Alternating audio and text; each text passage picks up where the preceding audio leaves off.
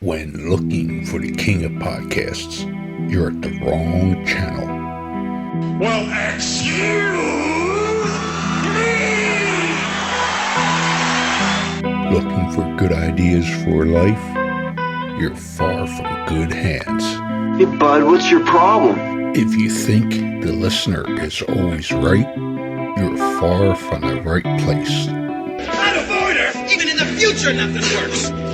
Hosted by a Northeasterner by birth, but a rebel by choice. Are you threatening me? If you want a host that floats between love and madness, and we know the night is always gonna be here anyway. Thinking of you's working up my appetite, looking forward to a little afternoon delight. then play on and listen to Crazy Train Radio. All right, guys, listen to this blues riff and B. Watch me for the changes and try and keep up, okay?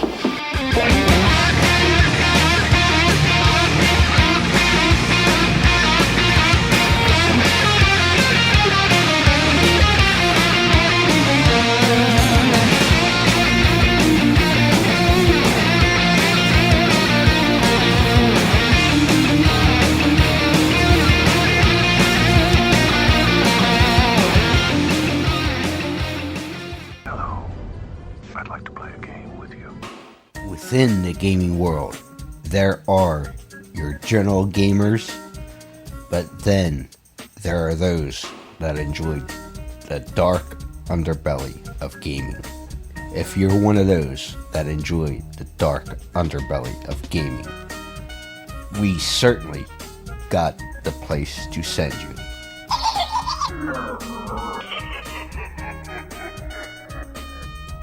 Scorpion Lair Games. That's right, Scorpion Lair Games is the creators of the true crime hit Killers, the card game. Let's not forget they also have Killers Clothing Company, the profiler game, and things like the 5-Minute Murder channel on YouTube. And we certainly can't forget the new book that is certainly a hit, Beyond the Headliners, True Crimes, Myths, and Legends. Make sure you visit Jeff and the Scorpion Lair Games on Facebook and everywhere today.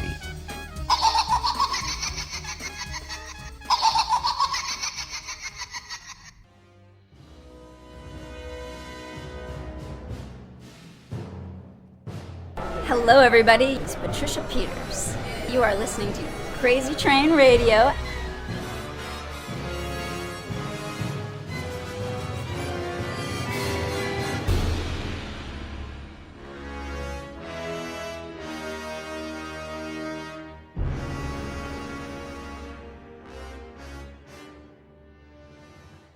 Hey folks, it's your least favorite host in the podcast world, Croc, Jonathan Steele. And boy, do we have a good one for you today.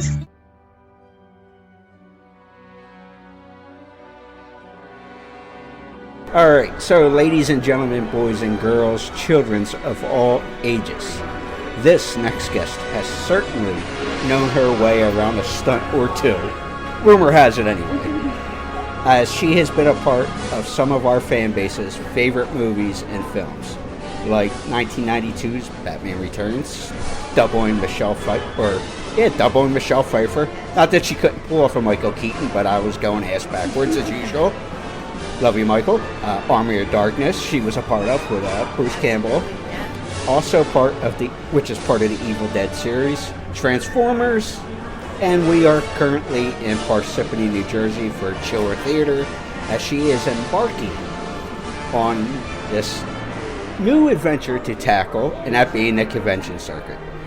Let's welcome Patricia M Peters. How are you doing? I am wonderful. Thank you for having me today. Of course, and I know this is a new, talking to the lovely gentleman over there, heading on to, this is a new thing for you, interviews and all that as well, so how you feeling at the moment? I'm feeling fine. I mean, I've done my handful of interviews through the years, and I think it's fun. It's always fun and enjoyable to meet new people. And Exactly. And you know, it's funny because when I was doing a little homework, and obviously, like I mentioned, we're doubling for Michelle in Batman.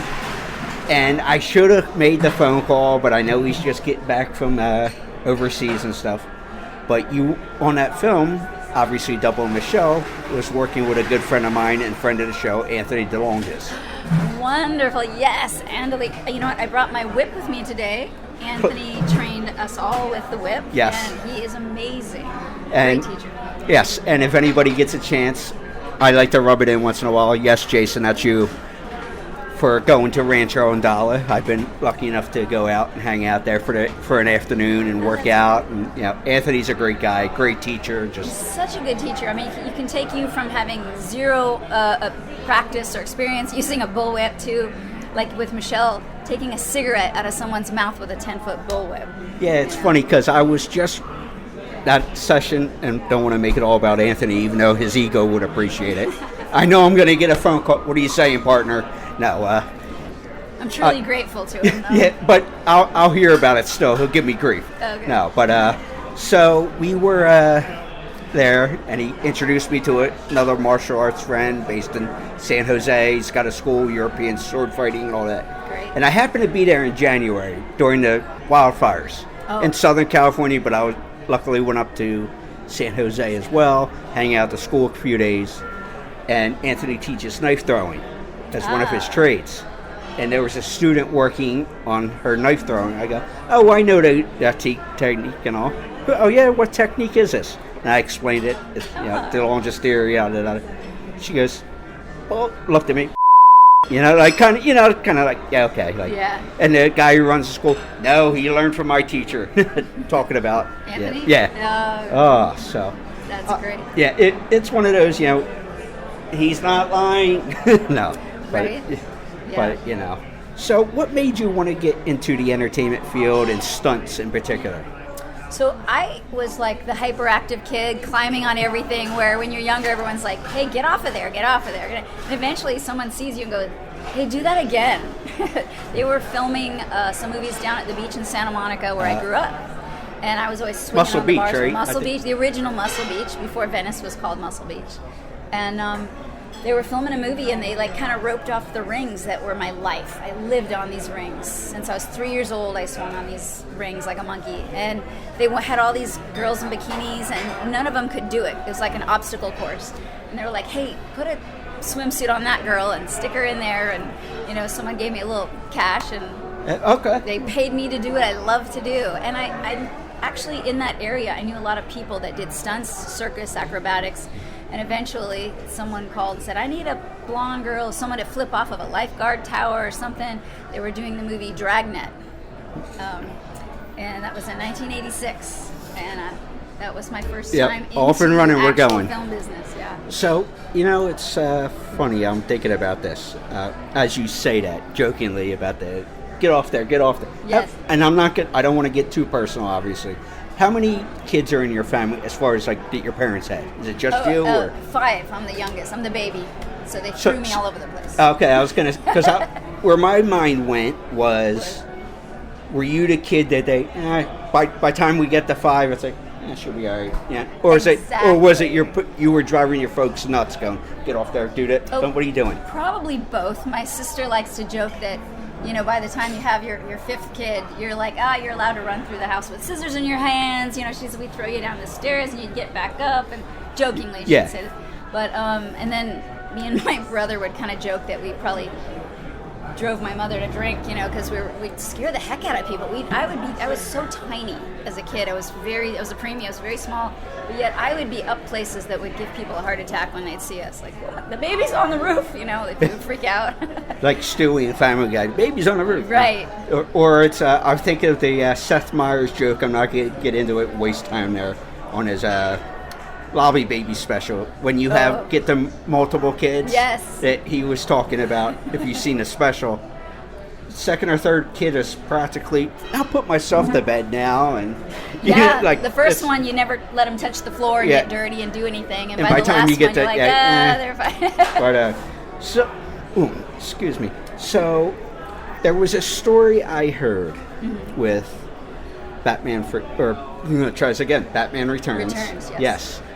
Long Day Travel. Well, I did do Forever, Batman Forever, and Batman and Robin as well. Yeah. So Batman Returns. There is a scene which I saw made a trading card where you're going up the side of a pillar and whatnot, climbing up. and you requested a stunt bag if possible because of I don't know if I got this right. You weren't feeling secure because of the footwear you were wearing.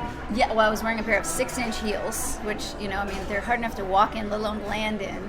And I had a cable, helping me. I wasn't truly climbing a girder in that outfit, but still, your stability. When the camera sees, from this high to this low, if it doesn't show the ground, why not throw in a pad? It wasn't an airbag, but I just wanted a crash pad on the ground. Something. If someone didn't put the cable in right, or if something went wrong and I was going to fall, because sometimes that stuff happens. Yeah. I wanted to back up. Trust me, I've had conversations with Anthony over a cocktail or two, and brought up stories you hear.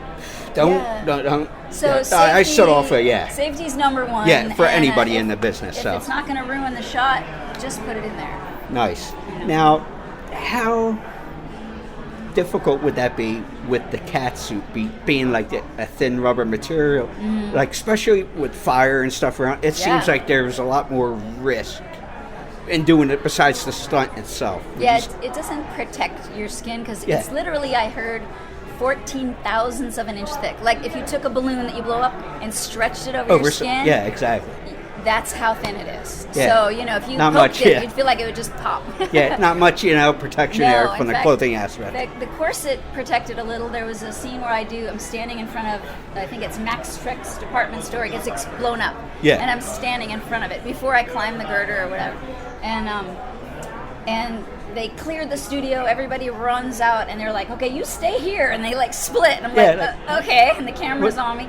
And that one of these fire, things is not like the other. When it comes to special effects, God bless them, it doesn't always go the way they say it's going to go. And that fire came all the way up to me, and I ended up with blisters on my back from it, Did you have to go to a burn unit or anything for that? It wasn't too severe, but it was enough that it left some blisters and I was in pain.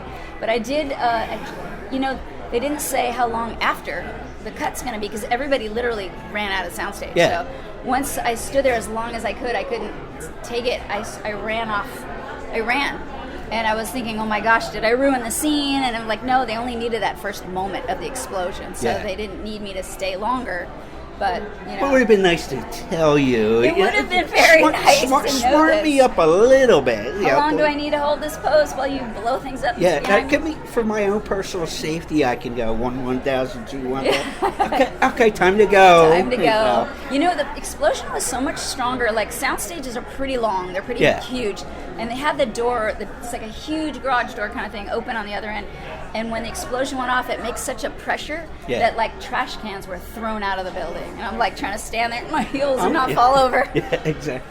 Army of Darkness. Yes. Now, obviously you played the Demon Lady and all that fun stuff, but I've heard with this particular film that they were doing multiple camera angles and stuff both the wide shot and the main print together at the same time, which I guess at the time wasn't normal. Sometimes, depending on where you're at, the project, budget, all that fun stuff. Okay. You know what I mean? It varies where you're at. Yeah. Was that difficult for you? Because I know that was I heard at least, because we know everything online is true, that it was a Bruce thing, that he wanted, just to speed up the process. So with the camera part, I don't know. I do know that I was wearing contacts that whited out my eyes, so I was almost blind. I could kind of tell where it was something. So there was scenes where he would go, one scene, he goes to hit me, but in the stunt world, normally you react, you pretend like you're hit, you jerk your head back, but I didn't see his fist coming, so he hit me right in the face. And another time, as we did a hit where you look like you get hit and you kind of spin around, my face ran right into a camera that was really close by, and it kind of knocked off the little shade thing over the camera. It was fine, nothing was broken, but I was blind basically doing all these fight scenes with him. So, overall, with the stunts, because I don't want to keep you forever, we're just entering the con for the fans, I should say, as we sit here and record. But on a personal level, injury-wise, obviously there's, bumps and bruises. It's especially doing what you do. It's bound to happen. Yeah. Have you had anything serious happen to you that you might feel today, even going, oh man, I mean, I definitely feel like joints and things, from being knocked around, and you get pinched, you get out, you fall wrong, and then it's hard to move until you see the chiropractor. Yeah. I never had anything really that gnarly. I've been knocked in the head pretty good and had a bit of a concussion for a while, actually on Mars Attacks. Okay. When they were doing explosions in the desert with the aliens attacking, and I doubled Sarah Jessica Parker. We were up on top of a news van, and that was supposed to tip over, but it didn't. They said it would. They said it would tip over, and he said stay on it and just kind of ride it to the ground, but it didn't tip over. And they had a camera mounted on top that when it shook, it spun around and clocked me in the head. It looked like I had a golf ball on my forehead. Whoops. And then I did a PSA, a public service announcement for it. It was kind of a breastfeeding ad. It was like all these dangerous things that you wouldn't do when you're pregnant, but we were doing roller derby, the one I was in.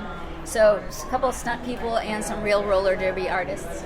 And one of the roller derby people fell in front of me, and we're all skating together, and I'm in the middle of two girls. One's got me by the ponytail and pulling my head back so I can't really see that she fell. So I noticed she fell. I tried to step over her, but it tripped me and I fell and I broke my leg. So I was done skating for the night. Yeah, I'd say with a broken leg, that might be... Yeah, it was luckily not the biggest one, and I was still playing around at the beach with a cast on. Yeah, nice. But nothing gnarly. It's funny. I ended up booking another guest today who was a chiller, which people will hear that episode as well coming out in the next week or so when these both come out. But I had an opportunity to ask her, and she was a little different because she has an entertainment family. Parents were in the business. Now she's married into the business. Kids are doing certain things in the business. Go. Yeah. So, what would you say your family said? Hey, wait, I'm going to go make money. I have opportunities to make money doing stunts, this, that, use my gymnastics background, all this stuff. Did they look at you like you had three heads? Like, that's not the traditional job, per se. Right. You weren't a teacher or a lawyer or a baker. You know what I mean? Exactly. As a kid, I thought I was going to be a teacher and a mommy or something, and then this whole career came along. I feel like God just went, guess what you're going to do? Plop, it just put me right in there. And they actually knew it was perfect for me because, again, I was climbing everything anyways. You might as well get paid for what you're good at. Yeah, it made sense. So, okay. Yeah. And they didn't really have any fear of the entertainment business because they weren't ever in it. So they didn't know any of the good sides and the bad sides. Yeah. So they were like, oh, cool, how fun, Yeah, all right. They were proud of me. Yeah, exactly. So, are you still participating in the stunt world?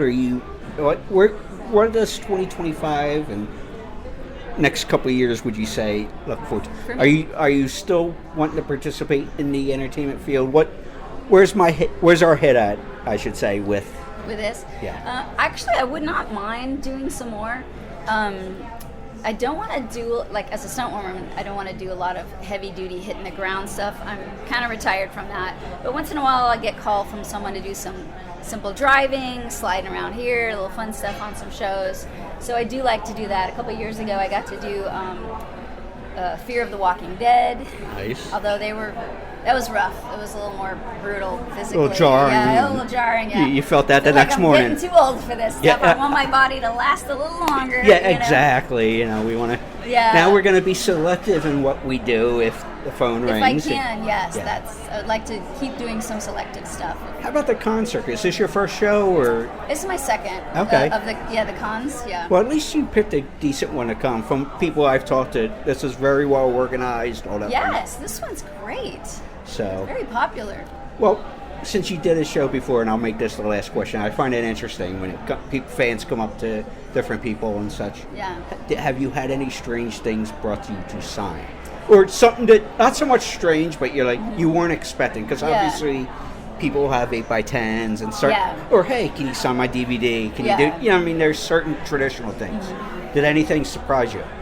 Not yet. It is interesting when you get to meet people that are just huge fans of a certain film, like Army of Darkness. There was a guy, which is a hard find out there in public. Came from really far with this huge, like, framed. He'd had almost the whole cast. He had the director and everybody, and it felt so honored to be able to add mine and to be part of it. He's like, I got everybody else, and I need your signature, and he came a long way just to get mine as opposed to everybody else at the convention. So actually, I just met earlier, and I was a little jealous because he bought some VHSs of an '80s franchise I like horror-wise. I'm like, I've been searching eBay and all that, and I don't want to spend hundreds of dollars for good conditions. Yeah. Because I want it as a collectible. Yeah, to put on a shelf and all. And he goes, so and so's got it. Right after that last interview, guy came from England. I'm like, hey, I heard you had. Nah, I can't do that right now. It was like teasing me, like, I can't do it. But you got it? But you want it? No, I didn't. I said, can I get a business card and work out a payment plan? Someday. Yeah. It's waiting there for you. Yeah, it's like the tease. Like take away, you get it, do as a kid, like, But Patricia, thank you so much. I hope you have a wonderful show. Thank you. And hope to see you at more shows, and definitely hope we can set something up to do a more long form. I would love to. Absolutely. Thank you. It's been a pleasure. Likewise.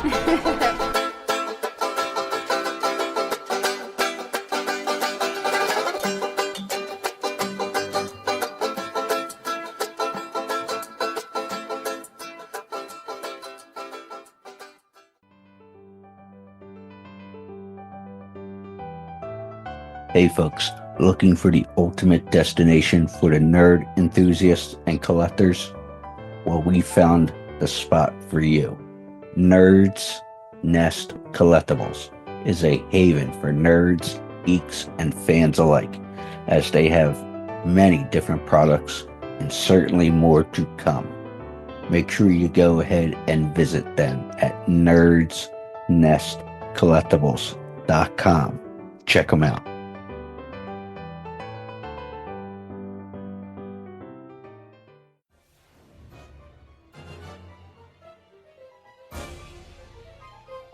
Hey y'all, this is Adam Marcus, writer and director of Jason Goes to Hell and Secret Santa, and you are taking a ride on Crazy Train Radio.